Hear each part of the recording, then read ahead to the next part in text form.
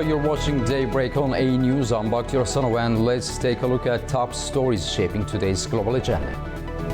U.S. President Donald Trump says talks with Iran will resume Monday after canceling a planned massive military strike. Israeli airstrikes have killed at least 18 Palestinians in Gaza, even as efforts to secure a ceasefire continue. And 2 firefighting helicopter crew members were killed after their aircraft collided while battling wildfires in Greece.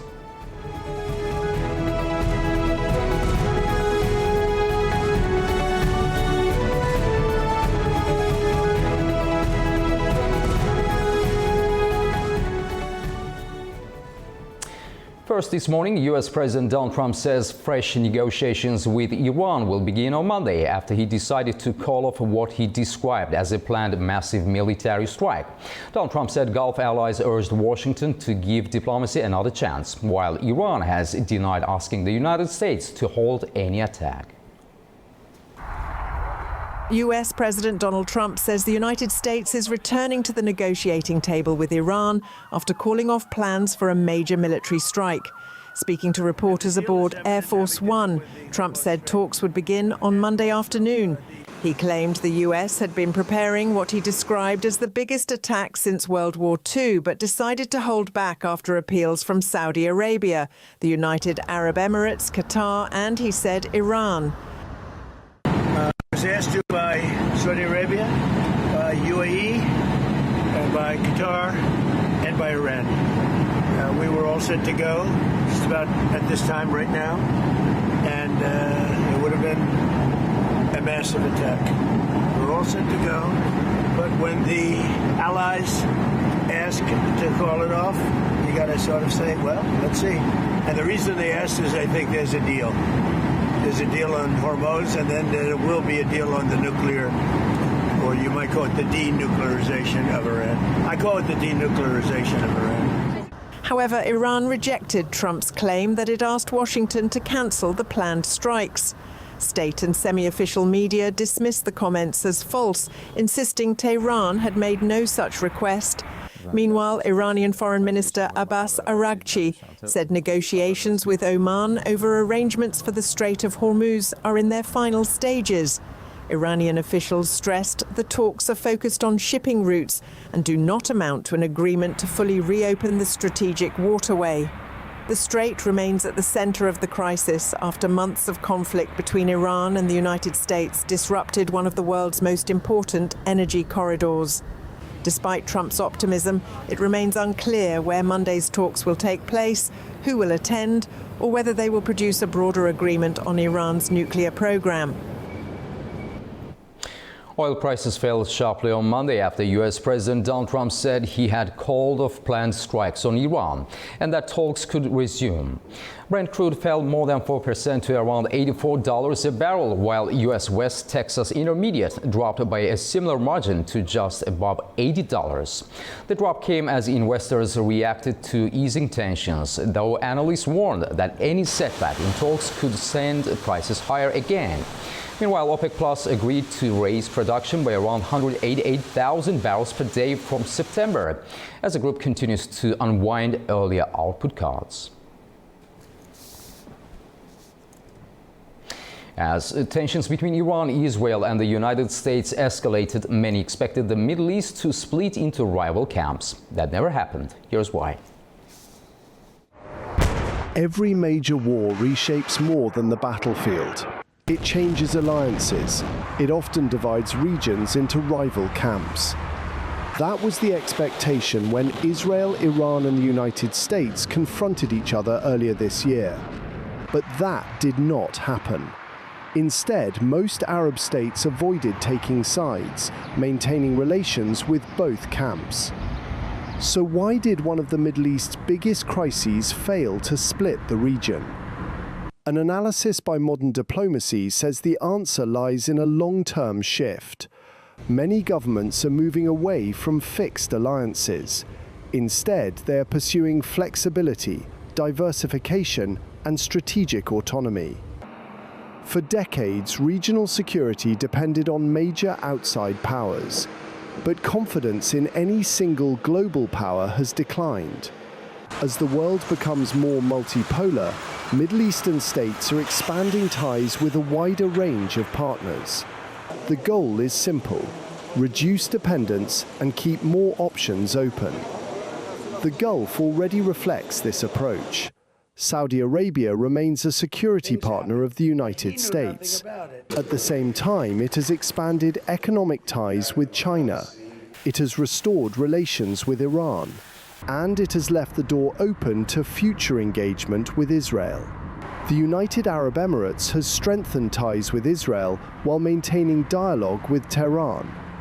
Qatar and Oman have also preserved relations with a wide range of regional players. The analysis says this is not neutrality. It is a strategy known as hedging. Countries maintain ties with competing powers to maximize flexibility instead of choosing one side. The analysis says power in the Middle East is also being redefined. Military partnerships still matter, but economic strength, investment, technology and diplomacy are becoming just as important. Today, security is measured not only by alliances. It is also shaped by the diversity of a country's international relationships. The Iran-Israel-US confrontation did not create a new regional order. Instead, it exposed one that was already emerging. A Middle East driven less by blocs and more by pragmatism, flexibility, and keeping every option open. At least 18 people have been reported killed in Gaza following a wave of Israeli strikes, including attacks that hit areas sheltering displaced families. The developments come as negotiators continue efforts to move forward with the next phase of a ceasefire agreement.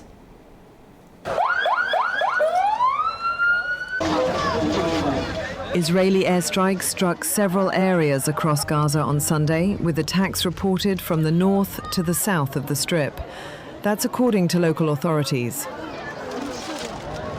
Mahmoud Bassal, spokesperson for Gaza's civil defense, said Israeli drones and helicopters carried out more than 10 strikes. He said residential apartments, tents sheltering displaced people, civilian vehicles and gatherings were hit. Local sources said those killed included Kamal Abu Muaylik, identified as a Hamas commander, and his wife, who died when their apartment in Deir al-Bala was targeted. Residents searched through the debris, disillusioned about the future. They said there was a truce, but where is the truce? This truce is just us, collecting corpses, collecting flesh, collecting brains, dismembered men and hands. Why? Hamas calls on mediators and guarantors of the ceasefire agreement to take action, accusing Israel of violating the deal. The attacks came after Hamas said it had agreed to the latest version of a roadmap for the second phase of the ceasefire agreement following negotiations. Israel had not immediately commented on the strikes. A former senior Israeli defense official says Israel should seize what he described as an historic opportunity to pursue agreements with Lebanon and Syria, arguing that military gains must now be turned into lasting political achievements. Former Brigadier General Dror Shalom, who until recently headed the Political Military Bureau at Israel's Ministry of Defense and now a senior advisor at JP Morgan, has called on Israel to pursue understandings with Syria and an agreement with Lebanon that could lead to Hezbollah's disarmament. Speaking in an interview, Shalom described developments on Israel's northern front as a historic opportunity. Syria and Lebanon. This is an historic opportunity. The Syrian president, of course, I'm suspicious of him, but he needs the Americans. We have to create maybe some sort of understandings with him. You can create a real change. And also in Lebanon, we can reach an agreement with them and then dismantle Hezbollah of its arms. Shalom also called for international forces to be deployed along the Lebanese border to act against Hezbollah, rather than relying on the current UN peacekeeping mission. He said Israel should cut Hezbollah's supply chain through Syria and take the initiative before other countries forced it to accept decisions it did not want. According to Shalom, Israel's military capabilities were impressive, but military power alone would not be sufficient without strategic planning and political initiatives.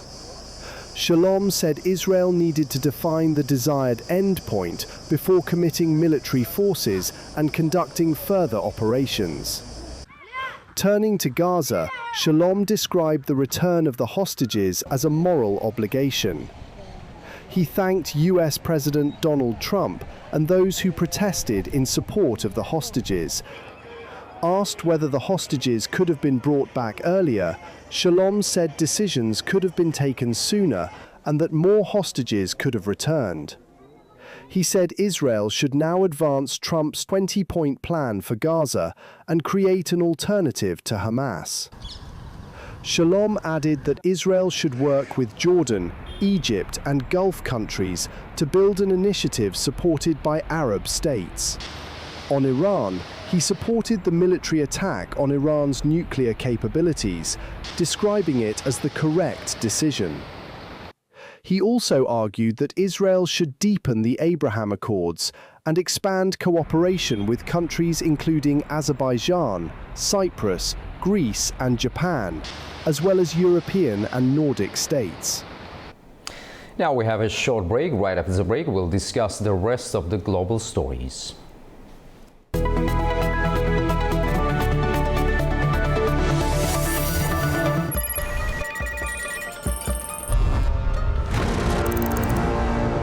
On World Business, we meet the boardroom leaders making market-moving decisions.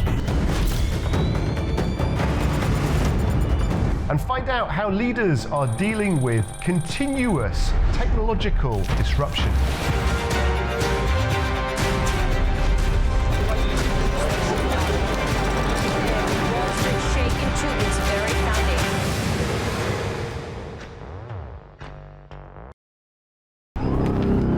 Welcome to A News, unfiltered news and analysis from the region and beyond.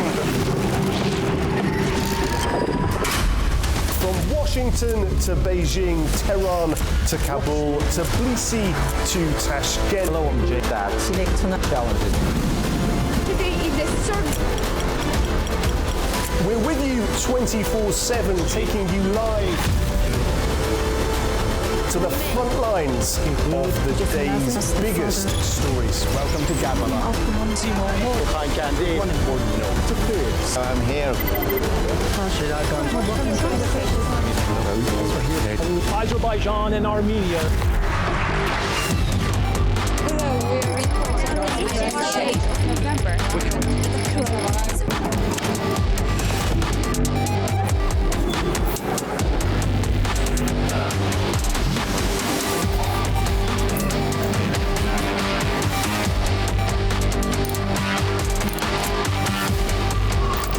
Reporting from Paris, Dar es Salaam, Tel Aviv, Washington, London, Moscow, Kyiv, Berlin, Rio de Janeiro, Beijing, Bangkok, Tbilisi, Tashkent, Almaty, Kazakhstan, Port Sudan, Tehran, Islamabad, Istanbul, Kabul, for A News.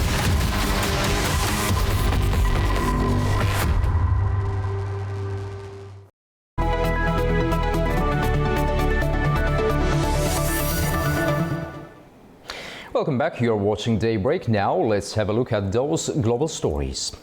An exchange of attacks between Russia and Ukraine has killed at least 12 people and injured dozens more. Hundreds of drones were launched overnight into Sunday, while guided bombs struck residential areas in 2 Ukrainian cities. 8 Russian guided bombs struck Zaporizhia within 90 minutes on Sunday. That's according to Regional Governor Ivan Fedorov. A 71-year-old woman was killed and 31 people were injured, while homes, vehicles and other buildings were damaged, according to local authorities. I feel sorry for the children, that children are dying and people are dying. They are left with nothing. That's the worst thing in life. In Sloviansk, 3 people were killed and 4 injured when another guided bomb struck the city centre, destroying a house and damaging the surrounding area. Russia, meanwhile, said Ukrainian drone attacks killed at least 8 people in several regions.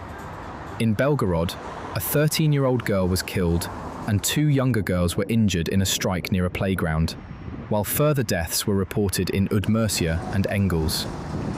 Russia's defense ministry said its air defenses intercepted 635 Ukrainian drones overnight. Kyiv said it struck the Saratov oil refinery, the Engels military airbase, and an oil depot in Kaluga at the weekend. Drones also hit a Wildberries warehouse in Samara and industrial facilities in Bashkortostan, sparking fires but causing no reported casualties. Moscow also said its forces targeted port infrastructure in Mykolaiv and vessels carrying military supplies. U.S. Secretary of State Marco Rubio says the United States will seek to restart peace talks between Russia and Ukraine in the coming weeks. In an interview with Fox News, Rubio said Washington is looking for opportunities to revive negotiations, but acknowledged that both sides continue to hold firm positions that remain difficult to reconcile. You're going to see some efforts over the next few weeks to see if we can't restart talks between the two sides and bring this war to an end. But we also understand that both sides have some pretty strong red lines, and until we can bring those red lines a little closer together, we're not going to be there yet. But we're ready to go, and the president's told his team, if you see an opportunity to be a force that brings about some momentum behind peace talks, let's do it.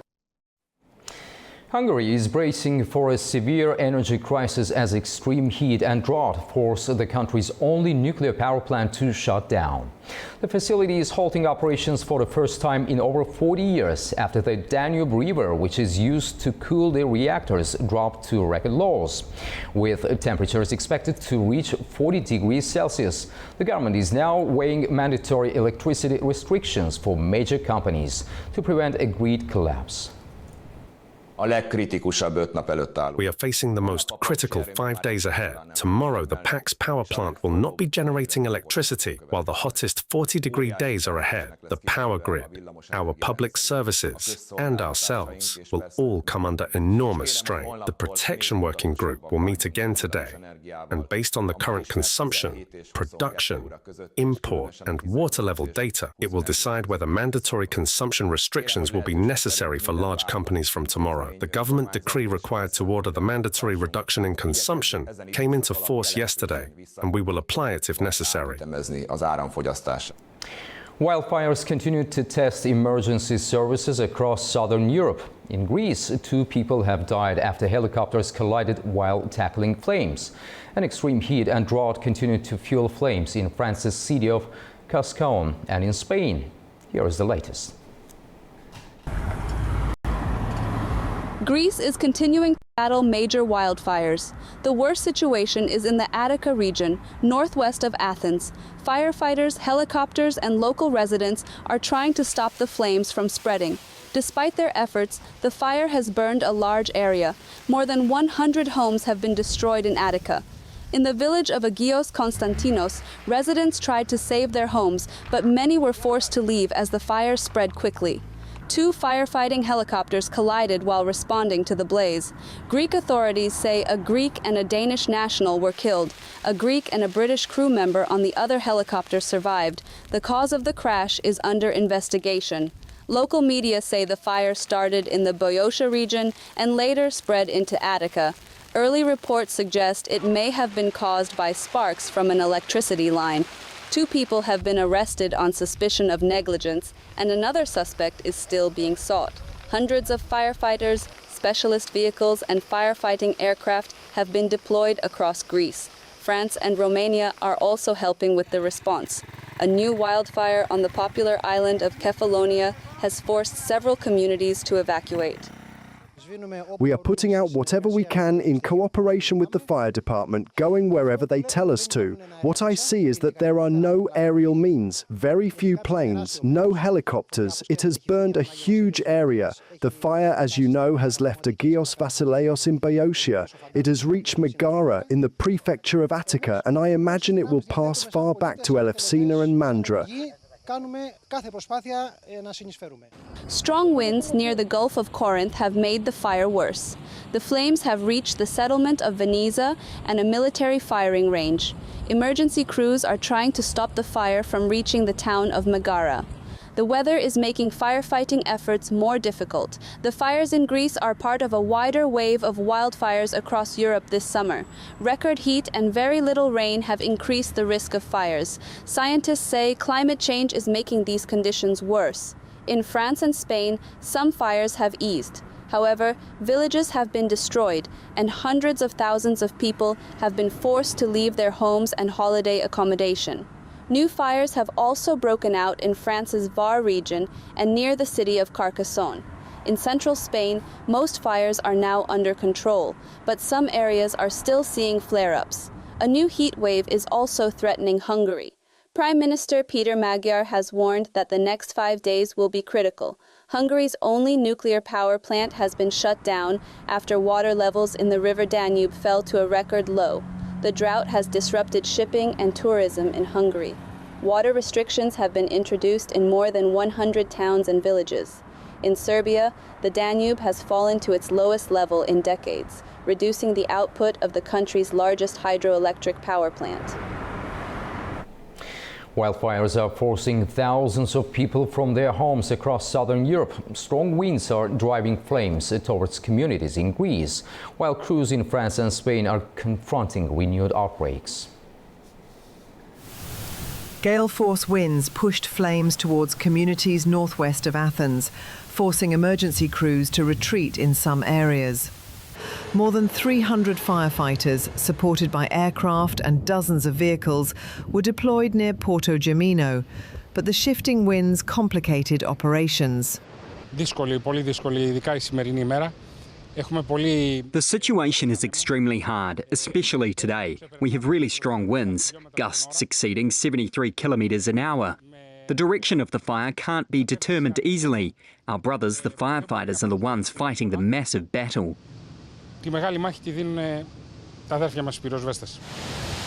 More than 200 people were evacuated by sea from Agios Vasileios, while another 12 were rescued from a beach in Porto Gemino. In nearby Kreopigadi, residents watched helicopters conduct repeated water drops as smoke surrounded their homes.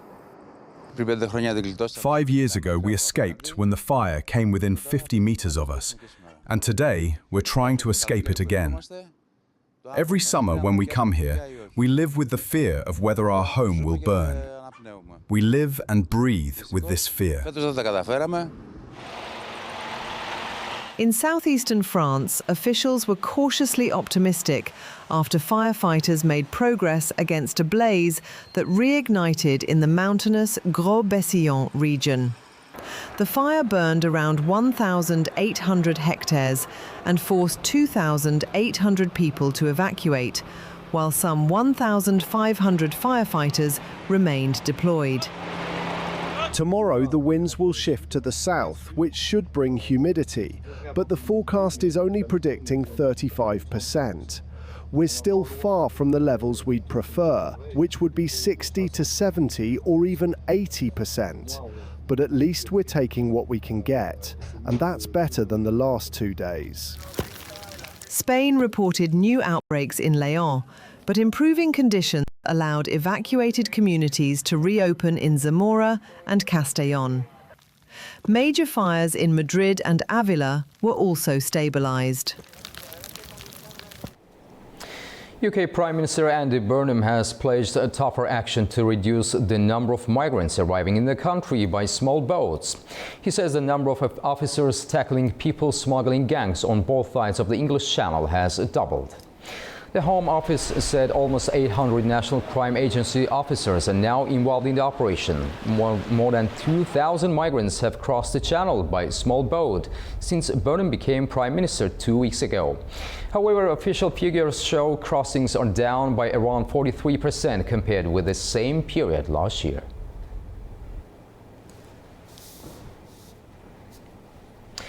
Spain's response to the mass migrant surge into Ceuta continuing as authorities tighten border security and calls grow for a coordinated European response. The death toll has risen to 72 people. The death toll from last week's mass migrant surge into Spain's Ceuta enclave has reached at least 72, as 5 more bodies were found along the North African coast. Spanish authorities say more than 50,000 people crossed into Ceuta by land and sea after the unprecedented influx began on Thursday. More than 48,000 have since returned to Morocco, while more than 1,000 people have been treated by health services.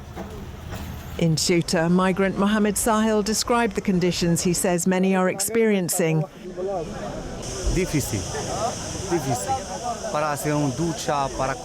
It's difficult to have a shower, to eat, to drink water. It's very difficult here. Right now, it's very difficult. There are lots of migrants, there are soldiers here, there are police. You can't just go out onto the street in peace. Miguel Angel Perez, the Spanish government's representative in Ceuta, said the situation had improved, although more remained to be done to restore normality. Spanish authorities also said police had installed a 500-metre floating barrier off Ceuta's border with Morocco. The barrier extends above and below the waterline, with a channel allowing civil guard vessels to continue patrolling the area. Meanwhile, demonstrators gathered outside the Moroccan embassy in Madrid, protesting what they described as an invasion of migrants into Ceuta.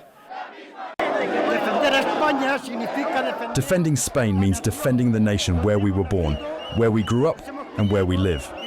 Nowadays, it seems that the very idea of defending Spain is considered an offence. Well, no, sir, it is not an offence. We must defend Spain. Meanwhile, Italy suspended passport-free Schengen travel arrangements with Spain for 1 month. Then 22 European Union member states wrote a letter asking for coordinated action to protect external borders. However, Spain says those people who entered the enclave irregularly could not travel on to mainland Spain or elsewhere in the Schengen zone. Morocco says it remains committed to countering illegal migration and has called for the burden of managing migration to be shared. To the United States now, at least 3 people have been killed and 7 others wounded in a shooting in the U.S. state of Idaho. Police say the suspected gunman later died from a self-inflicted gunshot wound. The attack took place over the weekend in a shopping area in Twin Falls. Police on Sunday identified the suspect as 24-year-old and said he acted alone, although his motive remains unclear. 2 of the wounded remain in critical condition. Police said an off-duty state trooper and a civilian returned fire, prompting the gunman to leave the scene.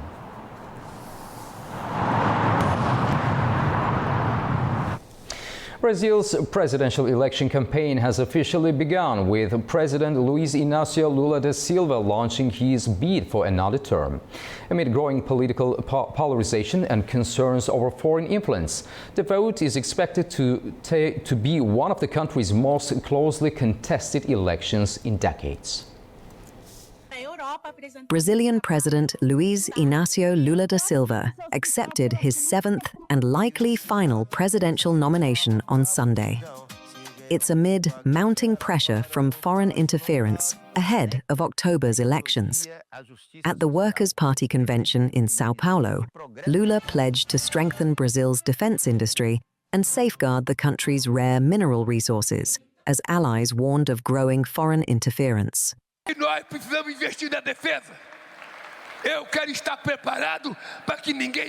need to invest in defense. I want us to be prepared so that no one invades this country to take away its president, as they did. I want us to be prepared for peace, not for war. I want us to be prepared so that no one dares to take advantage of us.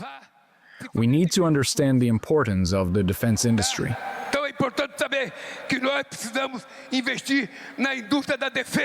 Meanwhile, Lula's main challenger, Senator Flavio Bolsonaro, has received public backing from figures including members of US President Donald Trump's administration, Argentina's President Javier Milei, and Israeli Prime Minister Benjamin Netanyahu. For the first time in nearly 40 years, All 5 major center-left parties united behind Lula's candidacy in opposition to Brazil's rising far right. Lula currently leads opinion polls with a small margin over Senator Bolsonaro, whose father is serving a 27-year sentence under house arrest for an attempted coup. The United States and Japan have confirmed a rare coordinated intervention to support the yen, the first since 2011. The currency fell to its weakest level in 40 years against the dollar after weeks of sustained depreciation. The effects fueled inflation and increased pressure on Japan's government. Japan's Finance Minister Satsuki Katayama said the action was taken to counter excessive volatility and warned further intervention could follow if needed. President Donald Trump said the United States was helping Japan as a sign of friendship and to support the global economy. Because we have a good relationship with Japan. We're very strong, very, very strong financially. They are, they have a weakening yen, and they wanted a little bit of help, and we're always there for Japan. Japan's been very good to us, with the exception, of course, of Pearl Harbor. Japan wanted to. It was really, more than anything else, it was a signal of friendship. You said because the yen is weakening and the dollar is doing great. The fact is, our country is doing great. Everybody wants help from our country. In the United States, wildfires are continuing to burn across Washington state, with officials warning the flames have not yet been contained. Hundreds of homes and buildings have been destroyed in Spokane. Authorities say more than 900 people are battling the blaze. Wildfires stretching across more than 250,000 acres have triggered widespread evacuations, with around 60,000 people fleeing the area. Around 10,000 electricity customers had no power on Sunday. No injuries or deaths have been reported. Now to a quick break. When we return, we'll discuss the key regional headlines and joined by a guest to dig into those stories.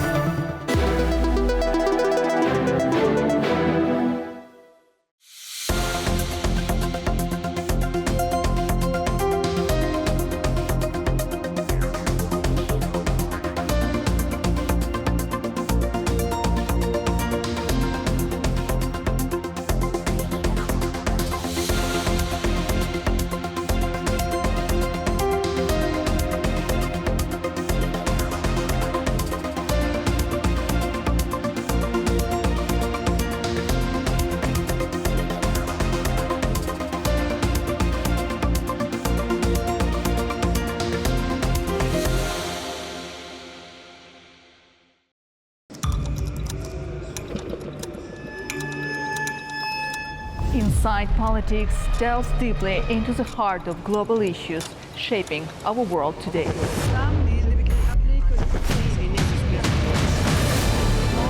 Join me for your go-to source of political analysis from across the region and beyond.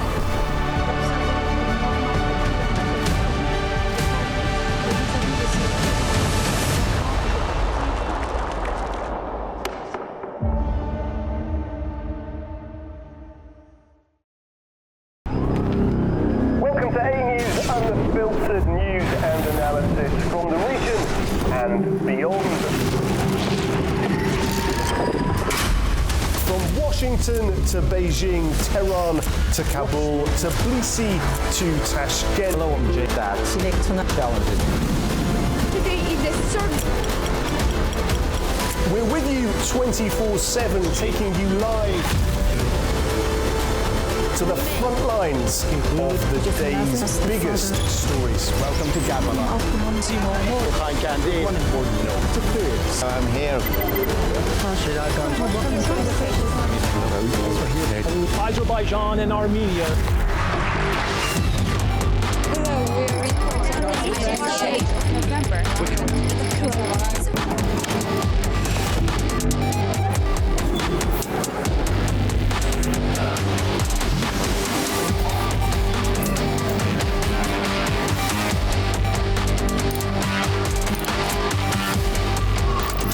Reporting from Paris, Dar es Salaam, Tel Aviv, Washington, London, Moscow, Kyiv, Berlin, Rio de Janeiro, Beijing, Bangkok, Tbilisi, Tashkent, Almaty, Kazakhstan, Port Sudan, Tehran, Islamabad, Istanbul, Kabul, Port-Ainu.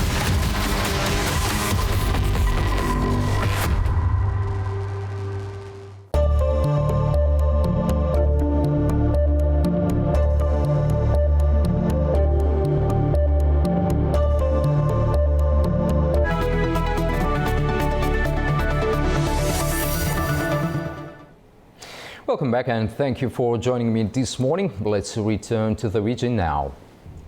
Armenian Prime Minister Nikol Pashinyan has been reappointed to lead the country's government following the formation of a new parliamentary majority.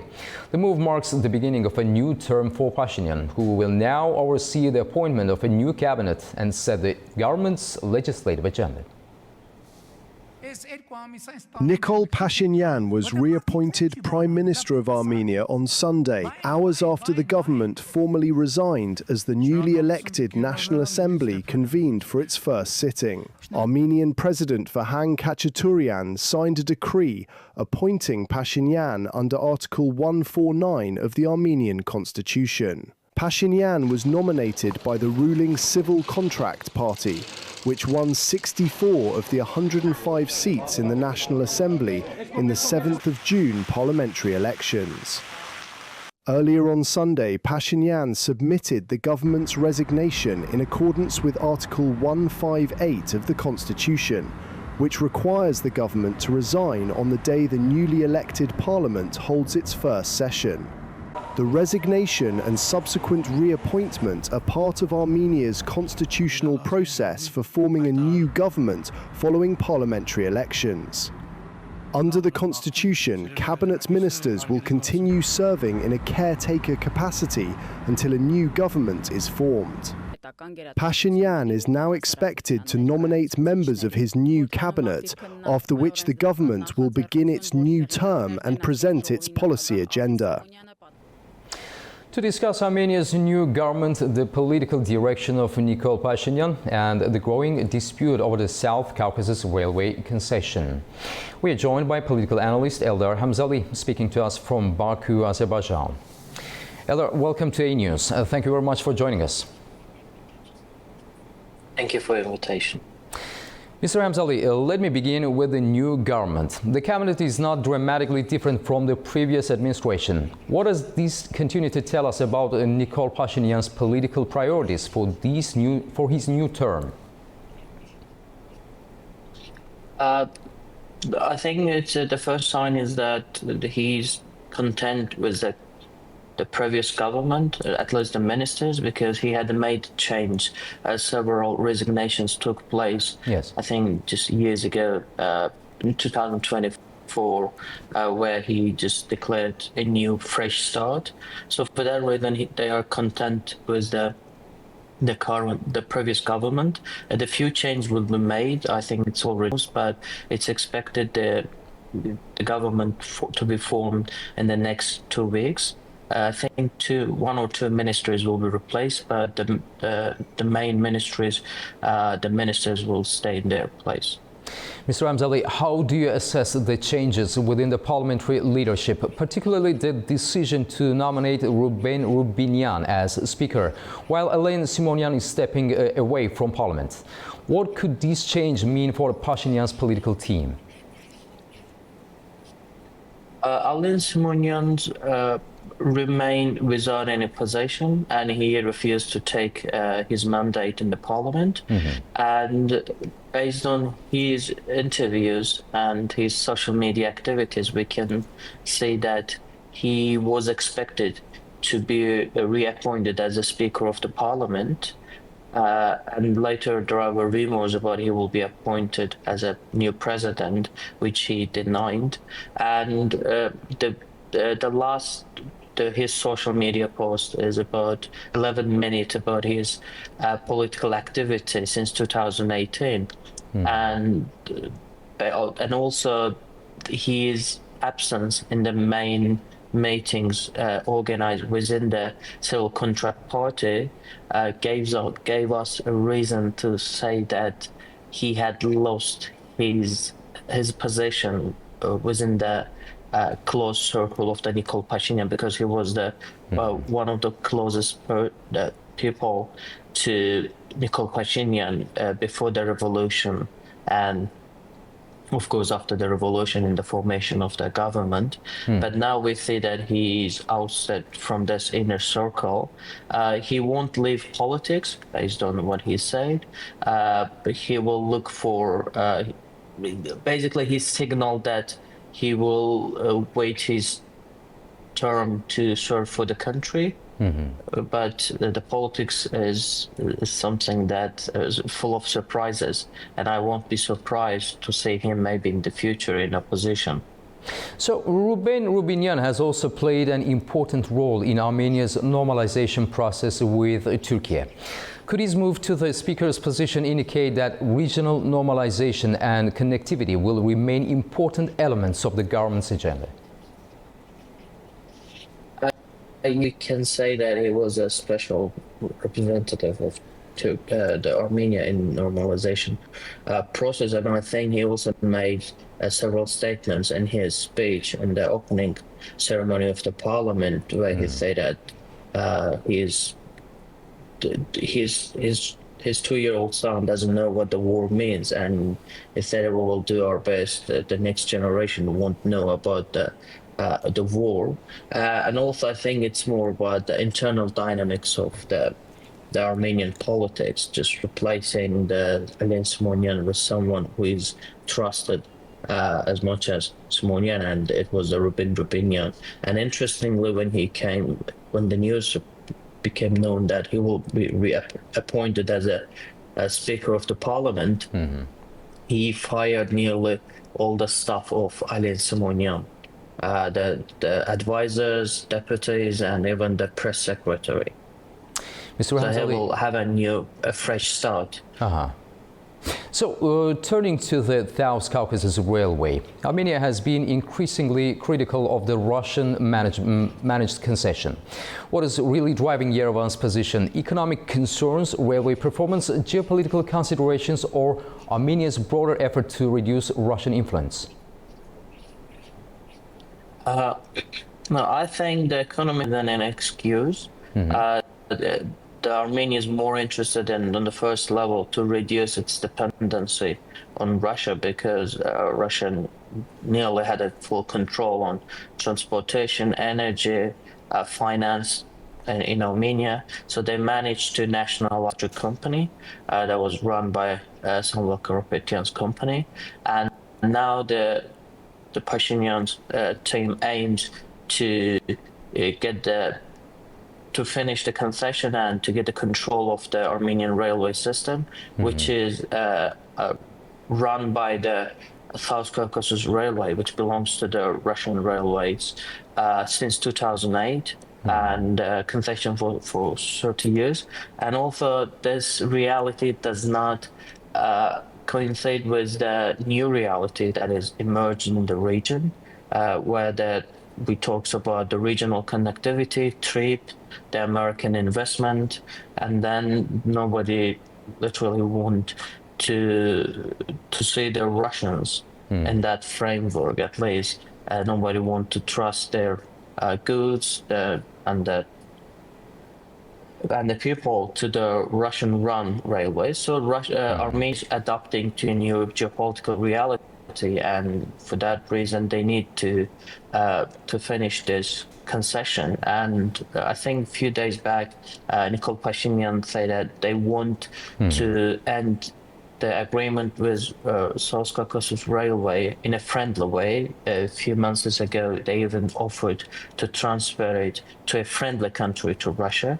But now it seems that they raised the stake and they want the control to transfer to Armenia.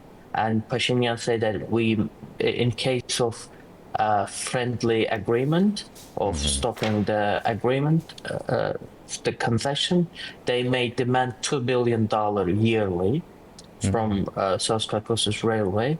And also the South Caucasus Railways, the CEO Oleg Belazarov, he mentioned that in case of stopping the concession agreement, they may demand return of investments were made, which they say that it's about billion rubles, that's equal to $360 million around, and they say that they invested more even.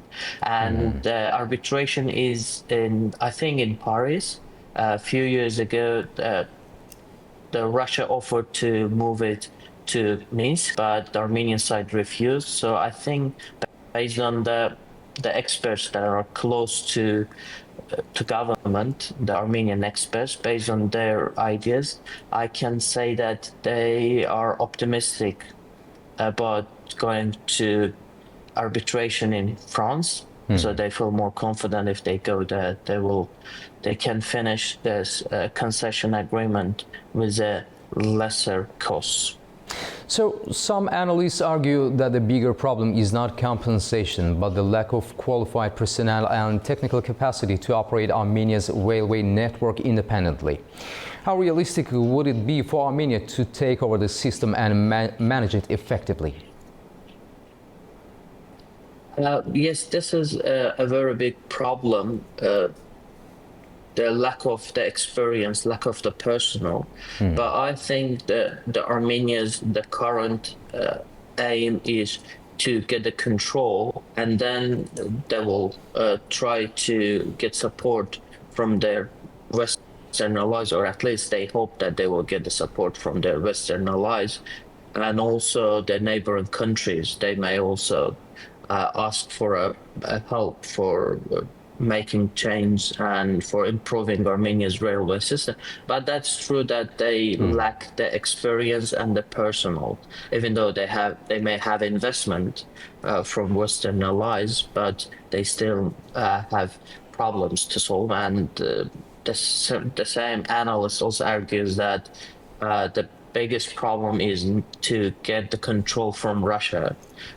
Later on, they said that the only way to improve it, to have experience, is to have a railway system under your control. Then they're kind of optimistic, but of course they will have technical the problems and the lags in the future if they get the full control. Mr. Ramzali, finally looking at the next several years, what should we expect from Pashinyan's new government? Will his second-term agenda be primarily about consolidating domestic power, reducing dependence on Russia, advancing regional connectivity and peace, or pursuing a broader strategic realignment toward the West?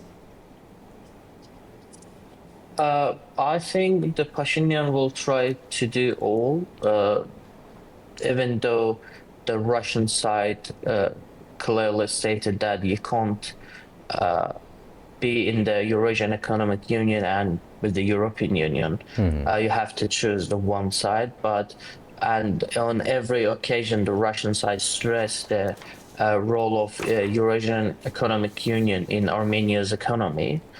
The Pashinyan will try to exploit the opportunity that arose from Russian-Ukrainian war. So they will do their best to benefit from Eurasian Economic Union, because Armenia has made huge amount of money from this export to Russia since 2022. So the Armenia is trying to benefit from Eurasian Economic Union on the one side, on the other side reducing the Russian presence in Armenia, Russian economic and political in Armenia. On the other hand, to strengthen its relations with the Western countries.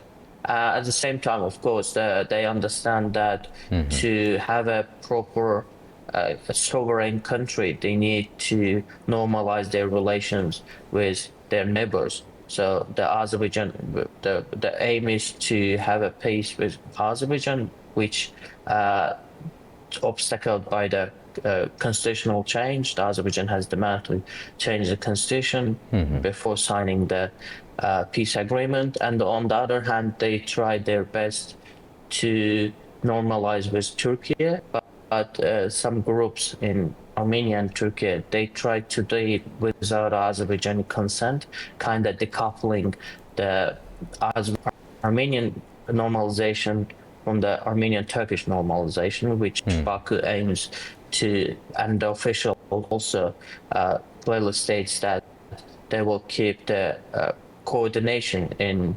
Armenian-Turkish normalization with Azerbaijan. But those are the areas that I will call Pashinyan to move on.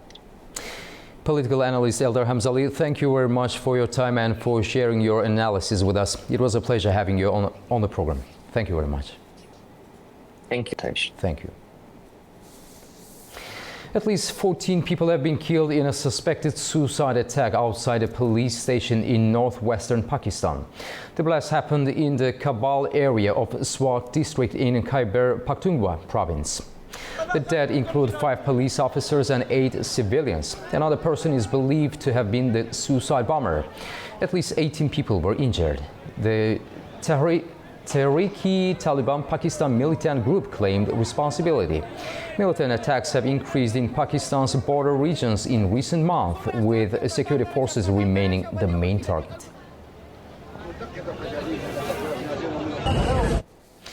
Turkey and Iraq have signed a one-year agreement to keep the Iraq-Turkey crude oil pipeline in operation while negotiations continue on a long-term framework. The deal signed in Ankara by Turkey's state pipeline operator BOTAS and Iraq state oil companies SOMO and NOK keeps open a key export route with a daily capacity of up to 750,000 barrels of crude oil. Turkish Energy Minister called the pipeline a strategic energy corridor, saying it strengthens bilateral cooperation and global energy security as Gulf disruptions increase demand for alternative export routes. He added that Turkey hopes to expand the pipeline's use in future, potentially transporting crude from Iraq and other Gulf producers.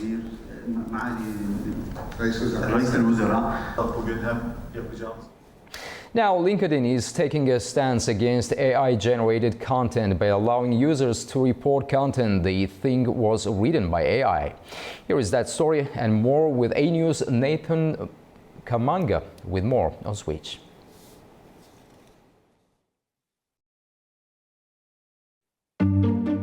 Do you ever find yourself reading something on LinkedIn that you know does not reflect the person who posted it? It almost reads like an AI-generated speech of how HR should treat employees or 5 leadership lessons that they learned from their 3-year-old. Whatever it is, it does not feel authentic, and LinkedIn has taken notice. The social media platform has announced a feature that lets users report when someone's post appears to have been written with AI. To do so, just click on the 3 dots in the upper right corner of the post and then choose the option labeled "Seems like AI slop." Execs at the social network say their goal is to have people share real perspectives and expertise. Well, I guess you now have a weapon that you can use at least 5 times a day. Now, while some AIs are helping us draft LinkedIn posts, others are apparently hacking into systems. The culprit this time is Anthropic's Claude model, which the company says breached the systems of organizations not once, not even twice, but 3 times while conducting cybersecurity tests. The tests included exercises in which Claude was tasked with obtaining information hidden on another machine within a closed-off network. However, a misconfiguration on Anthropic's side left the model with live internet access, allowing it to connect to 3 real organizations. What's worse is that this incident happened just days after OpenAI, the company behind ChatGPT, also reported its models breaching company systems. Maybe, just maybe, all those conspiracy theories about AI taking over the world are actually true. Alright, now this is one of the cases where machine substitutes are actually proving to be better than human labor. What you're looking at is a robotic cotton topper, and its job is to cut the tip of a growing cotton plant, an action which stops the plant from growing taller and forces it to send food and energy into its side branches. Farmers do this to increase their cotton yields, but up until now have heavily relied on manual labor. Developed by a Chinese robotics company called ViewTech, this robotic worker has 180 mechanical arms that rise and fall rapidly to snip off the terminal buds with pinpoint accuracy. Its manufacturer says it can cover up to 2 hectares per hour. That's an efficiency roughly 120 times that of manual work. I guess these machines are really starting to make a good point about why they should take over our jobs. Well, that's all for now. Be sure to catch up with us for more tech news and insights on the next show. That was your latest news update. Thank you for your time and thank you for watching Daybreak with me, Bakhtiar Saraf. Stay tuned for more updates ahead.